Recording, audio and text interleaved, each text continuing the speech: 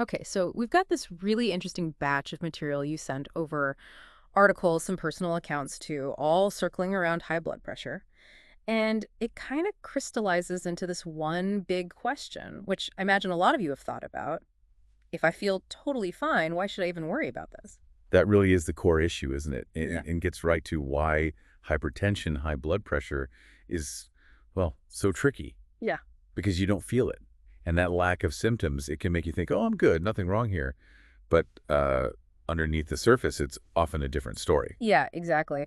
One source we look at actually calls it the silent killer. Sounds, a bit dramatic maybe. But when you dig into the potential effects, the label starts to feel, well, pretty accurate. It does. So that's our mission today, really, to unpack why it's a big deal even without symptoms, what's actually going on inside your body, and maybe most importantly, what you can do about it, even if you feel perfectly healthy right now. Precisely. That silent aspect is the key deception. Yeah. You could have significantly high blood pressure for years, maybe even decades, and get absolutely no clear warning sign from your body. And what's really striking, according to some of the data we saw, is that a huge chunk of people walking around with high blood pressure don't even realize they have it. Wow, that's quite something. It's just like the source material says it's not like a fever or a cough where your body's practically yelling at you, hey, pay attention. Right. High blood pressure is much more subtle, stealthy almost. You just don't get those loud alarms. And that leads to how it's usually found, which is honestly a bit concerning. It often only gets flagged during a routine doctor's visit, Yeah. the kind you might put off. Or, and this is the more alarming scenario, it's discovered after a major health crisis. Like a stroke. Yeah, like a stroke, where blood flow to the brain gets disrupted, Hmm. or heart attack damage to the heart muscle itself, or even kidney failure, where the kidneys just can't filter waste properly anymore.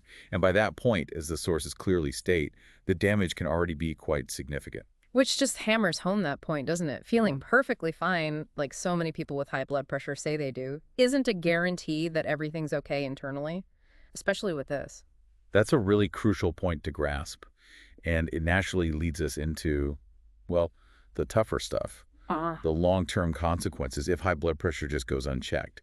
The material you shared paints a very clear, if sobering, picture of the potential damage across several vital systems. Okay, let's break some of those down. Heart disease is obviously a big one. The sources talk about the heart having to work way harder. Absolutely. Imagine your heart is just a pump, right? If it's constantly pushing against really high resistance in the blood vessels day in, day out, that muscle has to overcompensate. Yeah. Over time, it can actually thicken, that's called hypertrophy, and then eventually weaken. That can lead straight to heart failure, where it just can't pump efficiently enough for your body's needs. And then the risk of stroke. That's incredibly serious. How does high blood pressure play into that interruption of blood to the brain? Well, think about the constant excessive force on all your blood vessels, including the really delicate ones in your brain. This relentless pressure can weaken the vessel walls, makes them more prone to bursting, which causes a hemorrhagic stroke, or the high pressure can contribute to plaque buildup or clots blocking the vessels. That's an ischemic stroke. Either way, the impact on brain function can be, well, devastating. The sources also really emphasize the kidneys, how they need that healthy blood vessel network to function. Exactly right. Your kidneys are basically sophisticated filters, packed with millions of tiny blood vessels. High pressure just pounds away at these delicate structures. It damages the filters, damages the vessels, makes it harder for the kidneys to clear out waste and extra fluid. And over time, that can progress to chronic kidney disease, maybe even needing dialysis or a transplant. It's serious stuff. And it's not just those major organs, is it? The material mentioned effects on vision, too. Yes, even the tiny blood vessels in the back of your eyes aren't safe. Uh. That constant high pressure can damage them. It's a condition called hypertensive retinopathy. And that can lead to things like blurred vision or seeing double, or in the worst cases, actual permanent vision loss if it's not addressed. And maybe this one's more surprising for some people, but there's even a suggested link to cognitive issues affecting memory, maybe raising the risk for dementia. Yeah, the exact connection is still being heavily researched. But the thinking is that chronic high blood pressure damages those small brain blood vessels over many years. This might impair cognitive functions and seems to increase the chances of developing vascular dementia later on. Wow. And the really striking thing through all of this potential damage, heart, brain, kidneys, eyes, cognition, is that it can all be happening, accumulating, silently, without you feeling any different day to day. It does paint a pretty stark picture, but okay, the flip side is that the sources you sent were also really strong on the idea that you can step in. It's not like it's inevitable. Absolutely not. That's the crucial message of hope here. The key is shifting your mindset from being reactive, waiting for a problem to show up, to being proactive, actively managing your health before things go wrong. So what are those concrete steps? The sources laid out a few. The first one seems almost basic, but obviously vital. Hmm. Check your numbers, get your blood pressure checked. It's fundamental. You really can't manage what you don't measure. So regular checks are essential, even if you feel fantastic. And the sources pointed out that home blood pressure monitors, they're much more common now, easier to use, more affordable. So it's easier than ever to keep track between doctor visits. And knowing the numbers isn't just about the reading itself, right? It's about understanding what it means for you personally, Yeah. your individual risk. Precisely. You need context. The sources mention key things to consider. Is there a family history? What are your stress levels like? Your weight? Your diet, especially salt. How active are you? Understanding how those pieces fit together for you helps you see your own risk picture more clearly. Okay. And then the really critical part, taking action and doing it early. The message seemed to be, don't wait for symptoms because they might never come.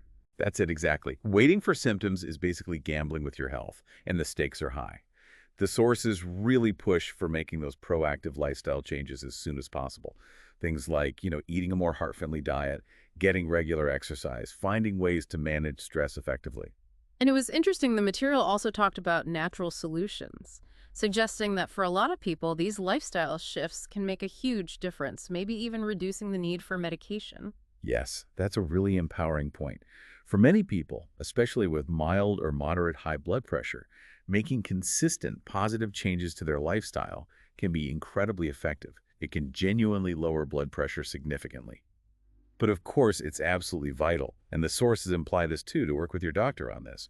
Figure out the best plan for your specific situation. One of the pieces you sent included this really relatable story. A guy named Dale Ruddock. He found out about his high blood pressure just during a normal checkup. Felt totally fine beforehand. Yes, that story really drives the point home, doesn't it? It perfectly illustrates that silent nature we've been talking about. Feeling okay is just not a reliable gauge for blood pressure. And what's inspiring about his story is that the diagnosis really spurred him into action. He apparently did a ton of research, made big lifestyle changes, and actually succeeded in lowering his blood pressure naturally. And he wrote a book about it, Lowering High Blood Pressure Naturally. The source positioned it as like a practical roadmap for others wanting to be proactive. Yeah, it was framed less as just fixing a problem and more as moving towards a kind of freedom. Freedom from worrying about future health scares, freedom from the limitations high blood pressure can impose, and maybe freedom from that regret of, gosh, I wish I'd done something sooner. So really, if we had to boil this whole deep dive down, the main takeaway seems to be feeling okay doesn't automatically mean you are okay. Not when it comes to blood pressure, anyway. Couldn't say it better myself. That silent killer phrase, it's not just for shock value. It really captures how this condition works. The lack of symptoms is precisely why it's dangerous. It allows serious damage to potentially happen under the radar, damage that could have major, even irreversible consequences later on. So the message, really, to you listening is pretty clear. Don't wait for sirens. Take the reins now. Get checked, understand your own risk factors, and seriously look into those proactive lifestyle steps. They could truly change your long-term health trajectory. And maybe, just maybe, there's a bigger lesson here. Perhaps the very silence of high blood pressure is a powerful reminder. A reminder that our bodies are complex, that important things are always happening internally, often without us knowing. It really kind of nudges us, doesn't it? Towards being more vigilant, more proactive about our health, even especially when we feel perfectly fine.